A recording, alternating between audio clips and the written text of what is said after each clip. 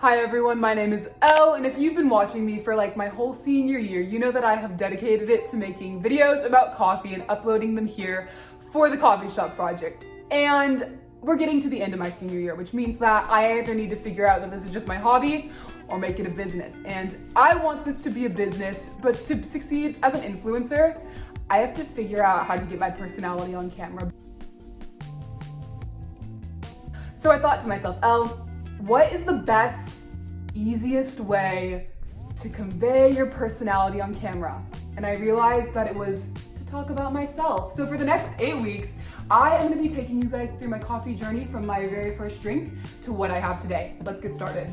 Everyone knows little kids, they have to have their passy, they have to have their juice box, and they'll pitch a royal fit until they get it. And if my mom was lucky, that would have been me. You wish that was your kid. No, I, at the ripe young age of 1, would profusely scream, "I want my latte!"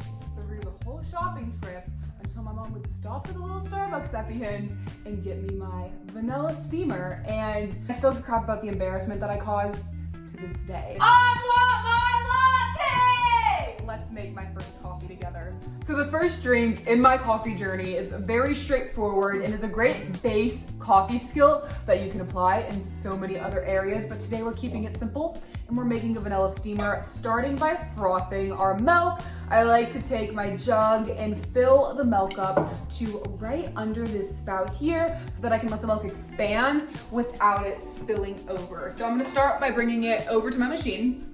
I'm gonna let it get going, and sometimes it takes a second. And then we hear that kick, kick, kick. That means that it's time to let our air in.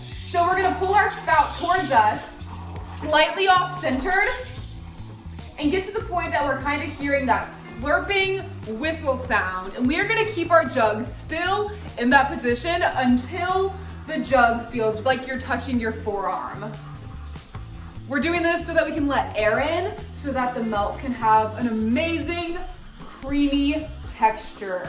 And I'm about there, which means now we're gonna bring the wand in. We are gonna tip the jug away from us, and we are gonna let the milk start whirlpooling. Sometimes to get this angle, I like to take the jug and just kind of like place the straw up against the opposite side of it so that it just stays easily in place because I don't wanna move it around too much. And we're gonna leave the wand here until the jug feels like scalding your fingers hot. Which is about now for me. We're gonna turn off the frother, let it stop so it doesn't explode all over us. And then we're gonna take the jug and tap, tap, tap, swirl, swirl, swirl, and then we are gonna quickly set it off to the side so that we can prep our syrup. So I have my little Christmas mug. I have had this since I was 4 years old, had many great lattes or steamers in it, and I like my steamers with Starbucks vanilla, which you can buy at the stores. Pro tip, I like to put about 2 full pumps in there, come back to my milk, swirl it one more time, and then give it that great pour. Amazing. Oh my gosh, I haven't had this in like 10 years. I didn't expect it to be like that nostalgic. Oh my gosh, it's kind of like, I have a brother that doesn't like chocolate, and I make that for him, and we call it white hot chocolate, which isn't the same as the steamer. And this was a delicious little trip down memory lane. So now that you know how to froth your milk, make your steamer for that 1-year-old in your life, we can move on to the next layer of my journey. Subscribe down below to see it. Bye guys.